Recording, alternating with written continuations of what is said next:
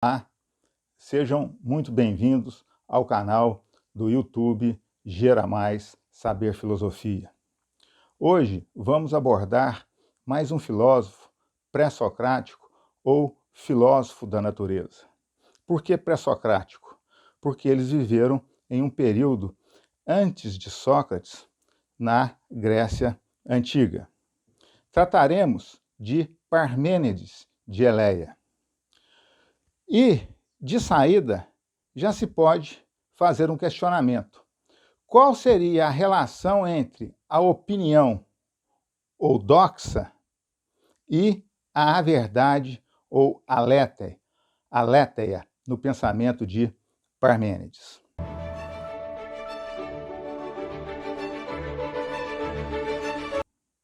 Então vejam qual é a relação entre a doxa, ou mera opinião, e a verdade nas reflexões filosóficas de Parmênides, da cidade de Eleia.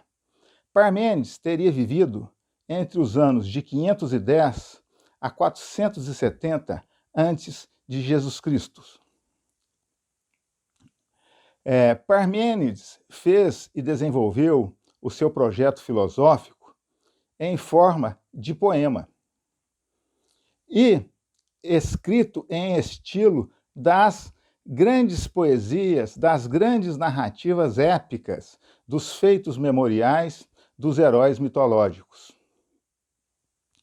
O poema é feito e dividido em 3 partes: o exórdio, prefácio, ou a parte inicial, quando há a revelação da deusa a Parmênides acerca da verdade, ou aletheia. É muito importante que seja frisado neste início da aula que várias vezes, ou por que não dizer, é muito recorrente nós ouvirmos que Parmênides disse: o ser é, o não ser não é. E parece que Parmênides fica meio que reduzido, meio condicionado, meio engessado nessa fórmula verbal. O ser é, o não ser não é. Hoje, então, tentaremos desenvolver e desdobrar o pensamento e as interpretações dos filósofos, principalmente filósofos modernos, contemporâneos, acerca do grande Parmênides.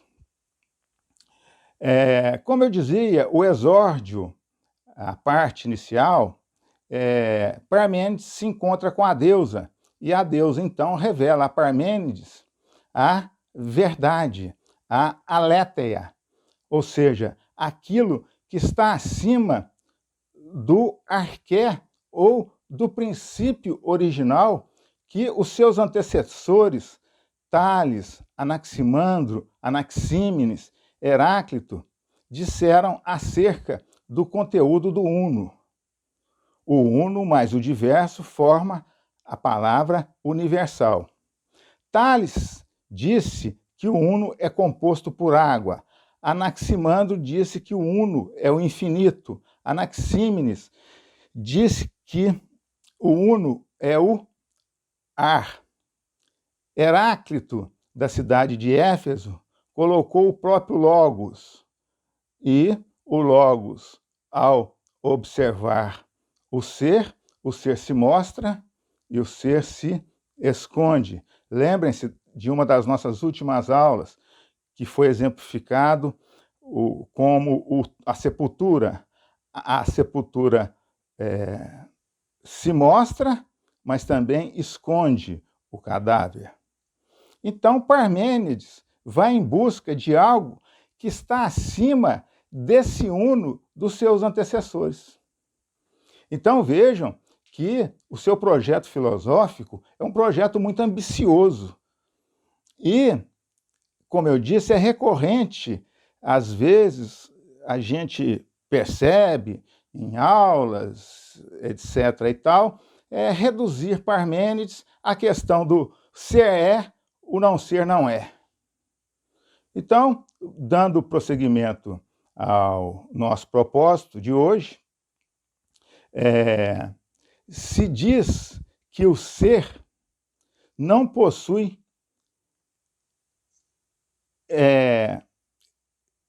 definição, o ser parmenídico, e realmente não possui. Por quê? Porque o ser em Parmênides, ele está acima do princípio originário do cosmos, da ordem. Volto a dizer, o projeto filosófico é muito ambicioso. Então, nessa relação entre ser e não ser em Parmênides, ou uma coisa exclui a outra, como que nós podemos sair dessa aporia? Então, vejamos. Em primeiro lugar, é preciso que eu mostre a vocês a questão da deusa, quando ela encontra com Parmênides, como eu disse, no prefácio ou no exórdio, né,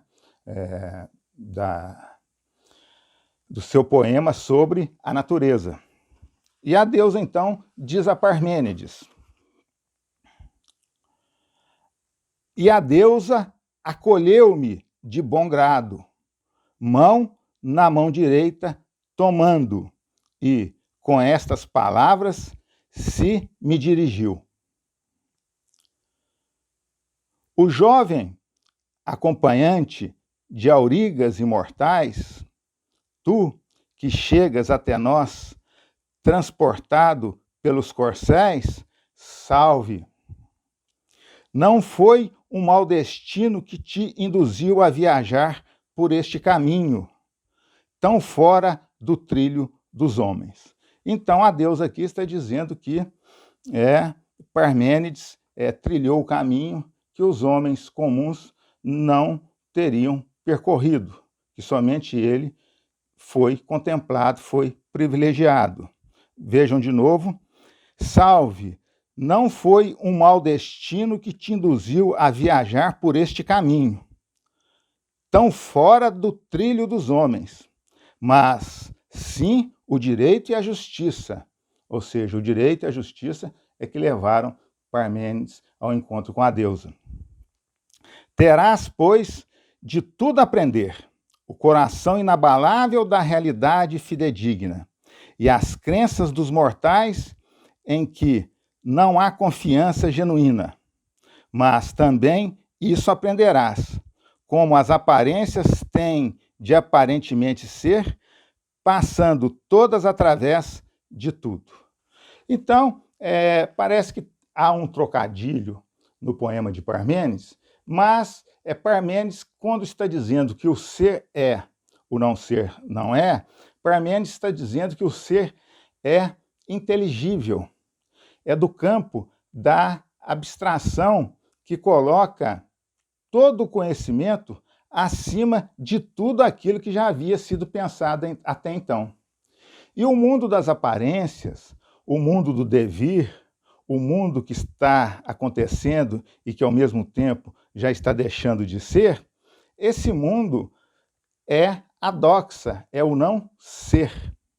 Então, conforme eu disse, atualmente pode-se dizer que há 3 leituras dos comentários dos filósofos sobre essa aporia parmenidiana.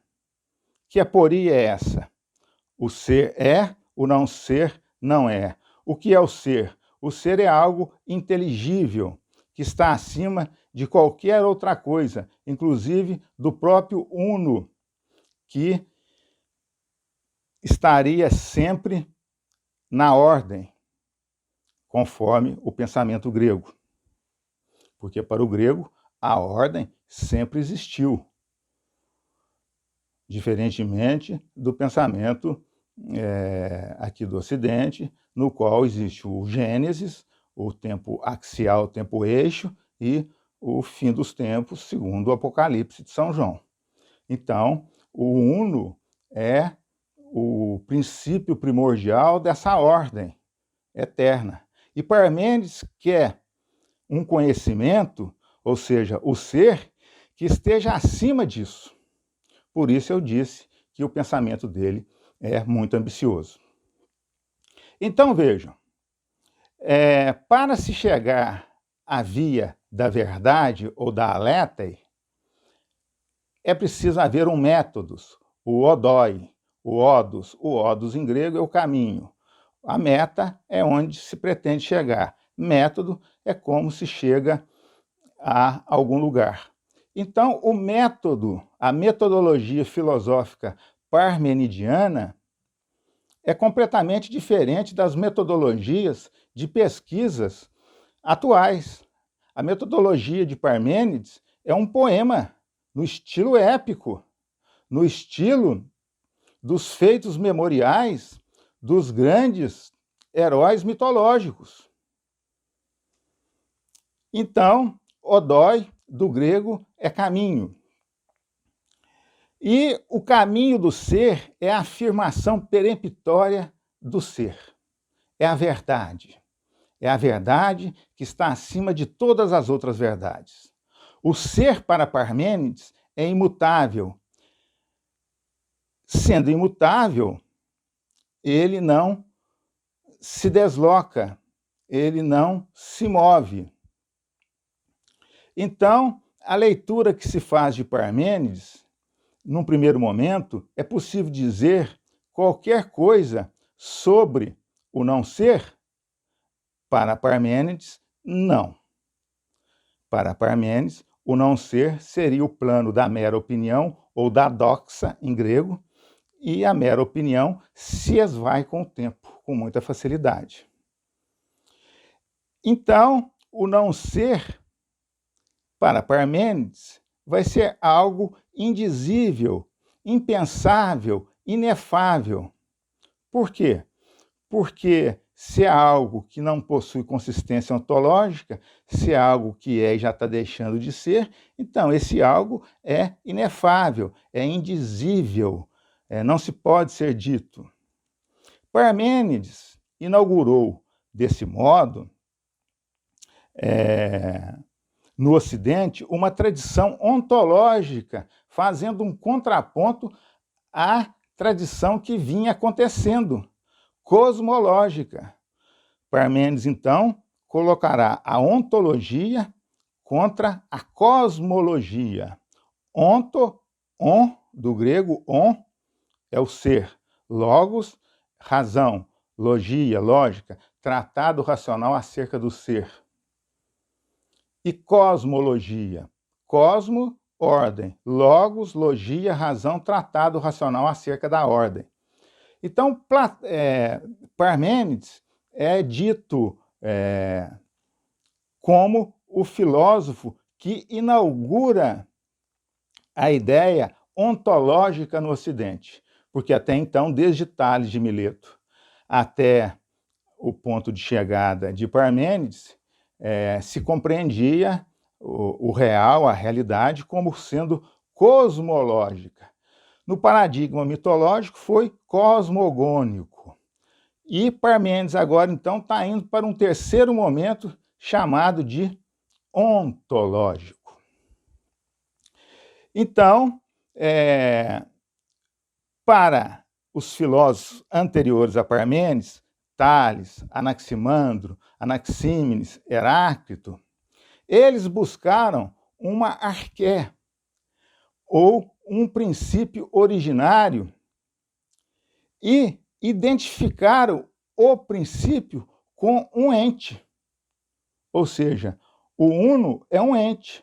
Para Tales era a água, para Anaximandro era o infinito, para Anaxímenes era o ar, para Heráclito de Éfeso é o logos, e para Parmênides é o ser, a verdade do ser que está acima de todas as outras verdades, inclusive desses entes que eu acabei de listá-los: a água, o infinito, o ar e o próprio logos de Heráclito de Éfeso. E como eles buscaram o princípio originário ou arqué, Parmênides de Eleia vai, então, em outra direção. O ser, ou aquilo que é a condição de possibilidade última de qualquer ente. Essa vai ser uma das afirmativas categóricas peremptórias de Parmênides. Ou seja, o ser, ou aquilo que é a condição de possibilidade última de qualquer ente. E que entes são esses? O ente água, o ente infinito, o ente ar, o ente de Heráclito, o Logos. Então, a partir do momento que Parmênides faz essa afirmativa profunda e ontológica, o ser ou aquilo que é a condição de possibilidade última de qualquer ente, Parmênides, então, nesse projeto filosófico ambicioso, disse que a cosmologia grega se perdeu no ente, que a cosmologia grega não buscou o princípio último, que é a condição de possibilidade de todos os demais entes. Então, Parmênides, nesse primeiro momento, está fazendo uma crítica aos seus antecessores. É como se ele estivesse dizendo, olha, o meu questionamento é mais profundo, o de vocês é mais raso. Então, o ser que Parmênides propõe, não é o vir a ser de Heráclito, não é o infinito de Anaximandro de Mileto, o ar de Anaxímenes de Mileto, muito menos a água de Tales de Mileto.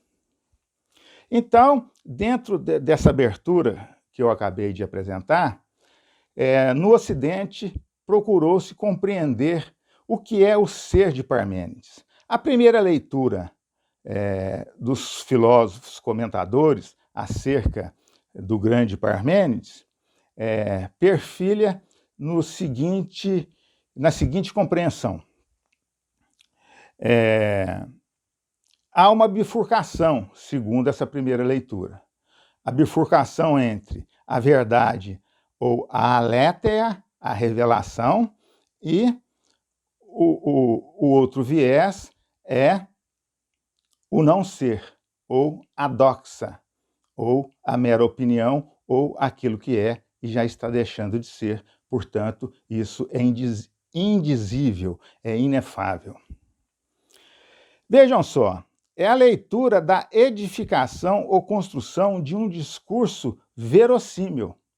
Então, Parmênides vai dizer que a via da doxa, a via da mera opinião, é uma leitura acerca de um construto ou de uma construção intelectual de um discurso verossímil. O que é um discurso verossímil? Plausível, aceitável, razoável, provável, mas não se sabe nada a respeito dele.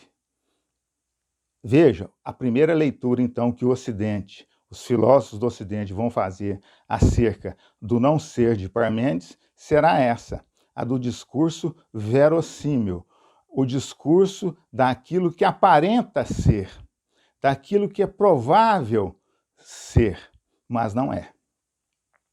Então, essa leitura é parte do poema e é anunciado pela deusa a Parmênides, esse poema de mais de 160 versos, cuja uma das estrofes eu acabei de apresentar aqui em aula.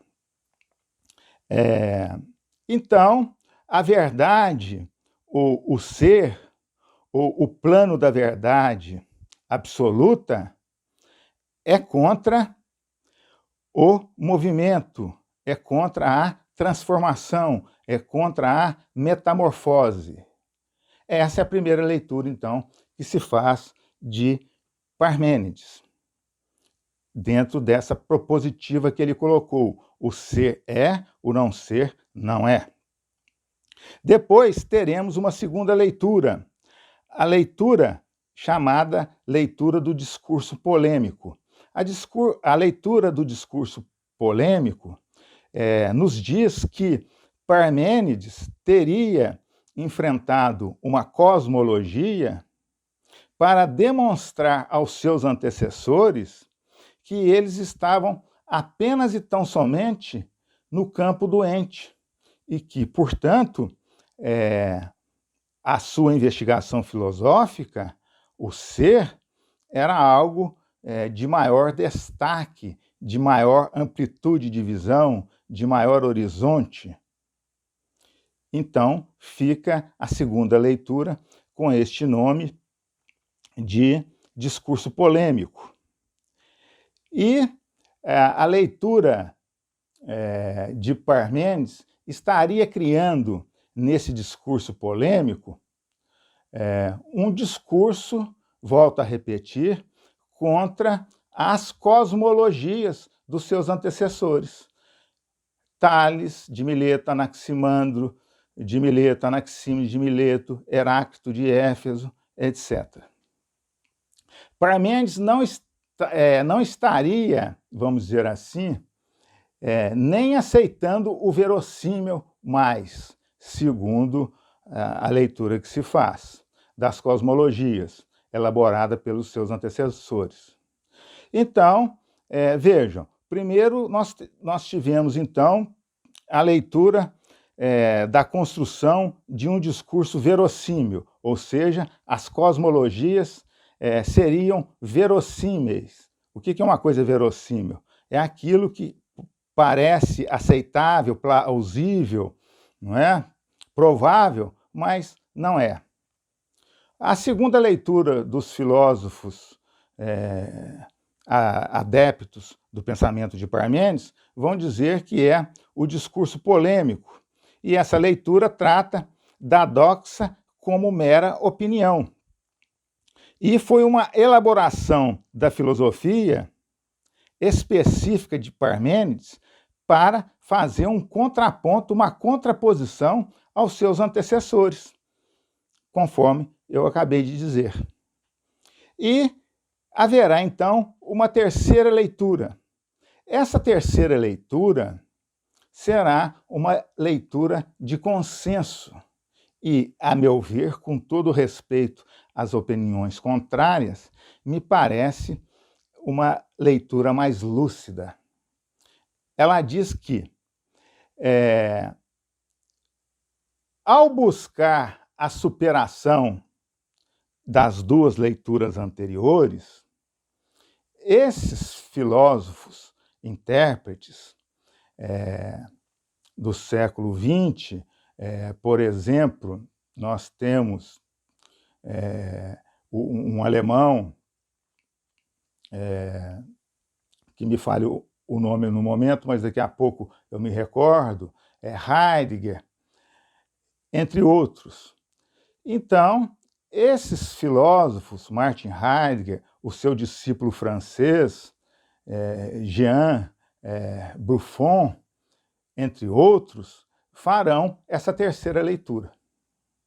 E vejam só, a terceira leitura de Parmênides buscou uma explicitação do fundamento, se assim pudermos dizer, ontológico, que busca um elo, que busca um entrelaçamento entre a verdade e a mera opinião, um entrelaçamento entre a doxa, a mera opinião, e a aletheia, a revelação da verdade suprema.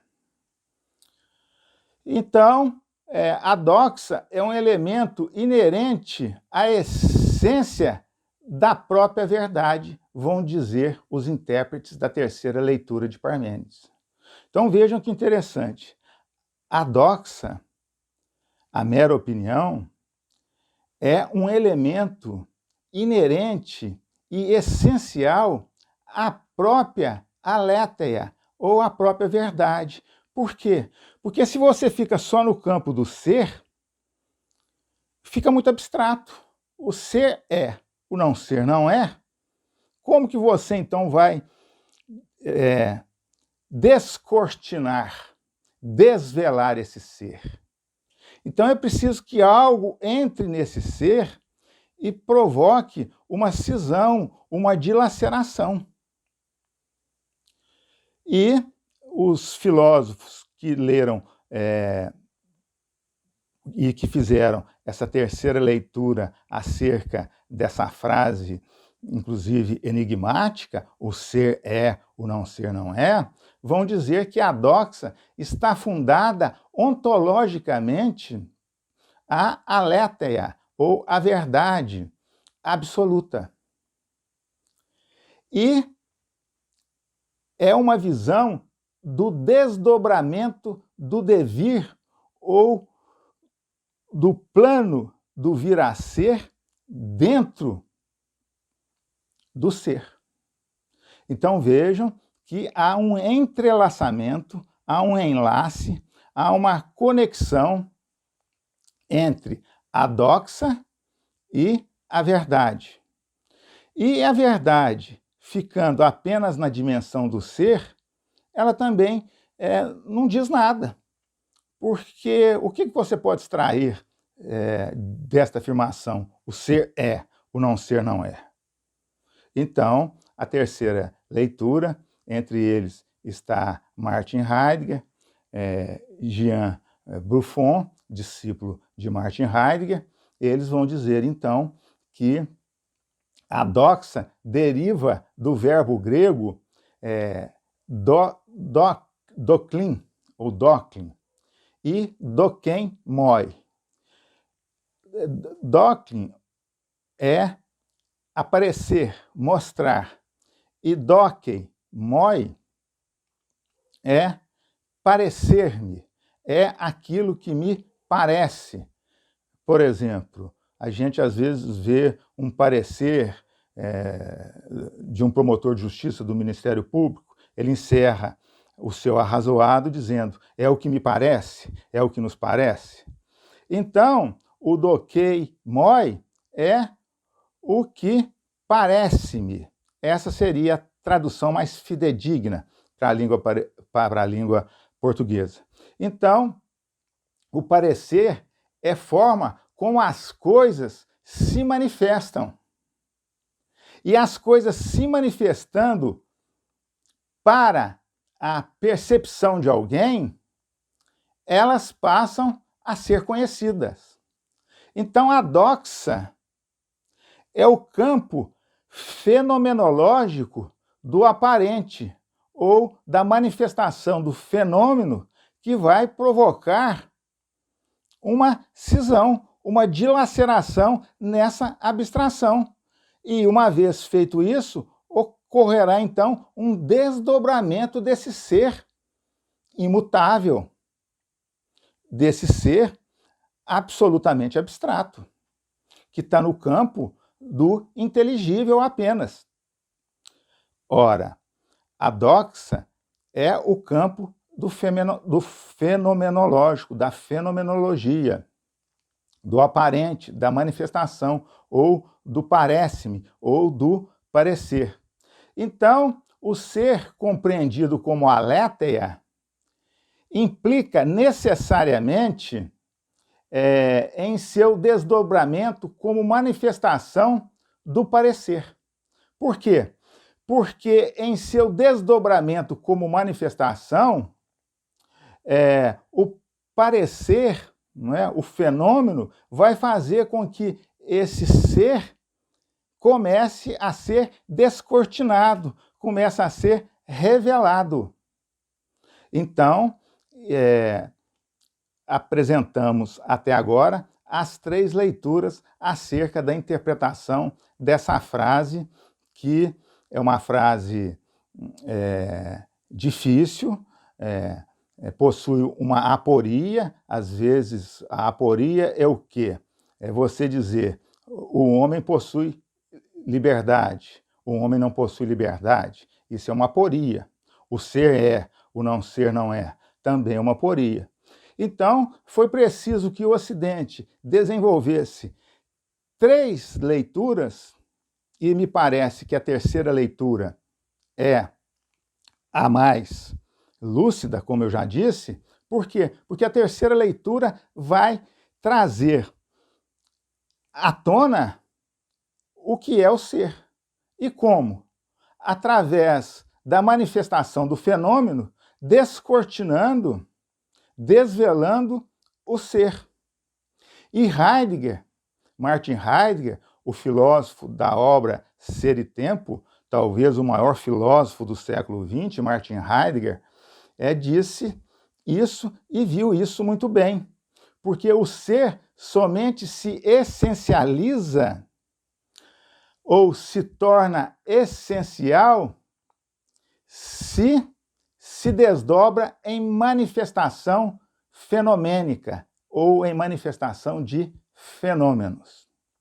E agora eu vou pedir licença também para trazer uma interpretação, que essa interpretação sou eu quem a faço. Então, pode ser, não é, que a gente às vezes é criticado porque nós temos direito de nos pronunciarmos dentro da filosofia. A filosofia é o campo do logos do andologos. Hegel foi o primeiro filósofo da história no Ocidente que teve a coragem de buscar o movimento do ser e colocá-lo na história. Até então, o Ocidente ele era estritamente vinculado ao ser de Parmênides. Platão, por exemplo, a ideia do sumo bem, da verdadeira justiça, que inclusive para Platão a verdadeira justiça não é deste mundo. Aristóteles de Estagira é o primeiro motor imóvel que move todos os outros motores. É o Deus do mistério em Agostinho de Hipona, é o Deus do mistério em Tomás de Aquino, revelado pelo mediador Jesus Cristo. É o cogito cartesiano, penso, logo existo. Então vejam que o ser faz parte da tradição filosófica do Ocidente e em cada filósofo, a seu modo, ele se mostra de uma determinada maneira. Hegel, então, vai pegar esse ser, esse universal abstrato de Parmênides e vai observar, vai verificar que houve uma cisão, uma dilaceração, por exemplo, quando Antígona, da obra de Sófocles, sepulta o seu irmão, que teria morrido como traidor da cidade de Tebas, desafiando o seu tio rei Creonte. Então, a partir do momento que a autoridade da razão humana, a filosofia, desafia a razão da autoridade, a ideologia, há uma cisão, há uma dilaceração nesse universal abstrato. E, a partir daí, então, os fenômenos, as figuras históricas, dialeticamente, segundo Hegel, começam a se manifestar. Depois de todo esse desvelamento de cada figura histórica, porque cada quadrado desse, nessa espiral do tempo, Hegel vai chamar de figura histórica. E o método, segundo Hegel, é dialético, é um processo de afirmação, de oposição e negação da oposição anterior para uma nova afirmação.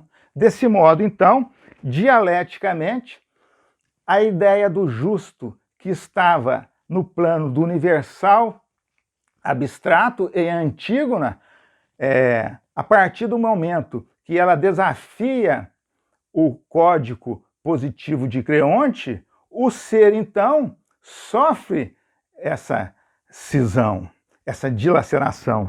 E, então, fenomenicamente, as figuras históricas, dialeticamente, num processo de afirmação, oposição, negação da oposição anterior por uma nova afirmação, vai se desvelando, vai mostrando, através do saber subjetivo, através do saber objetivo e, por fim, através do saber absoluto, que, segundo Hegel, é o saber é ter a consciência da liberdade. Porque Hegel vai dizer o seguinte: o homem nasceu livre, mas o homem não possuía consciência da sua liberdade. Então foi necessário um desvelamento. Foi necessário que se descortinasse através da história para que o homem, então, tomasse consciência da sua liberdade, que estava num ponto de abstração, assim como Parmênides está dizendo que o ser é, o não ser não é. Desse modo, minhas amigas, meus amigos, vou encerrando por aqui esta aula acerca do grande Parmênides, como disse Platão de Atenas, e se porventura ficou alguma dúvida, eu vou voltar a dizer, podem deixar a sua questão, a sua pergunta na parte inferior do vídeo, e também, se acharam que a nossa exposição modesta satisfez ao entendimento de vocês, a compreensão de vocês, deixem o seu like, o seu gostei, e vamos dar prosseguimento ao canal Gera Mais Saber Filosofia, porque, volto a dizer, filosofia é logos doando logos. Muito obrigado, meu forte abraço, até o nosso próximo encontro.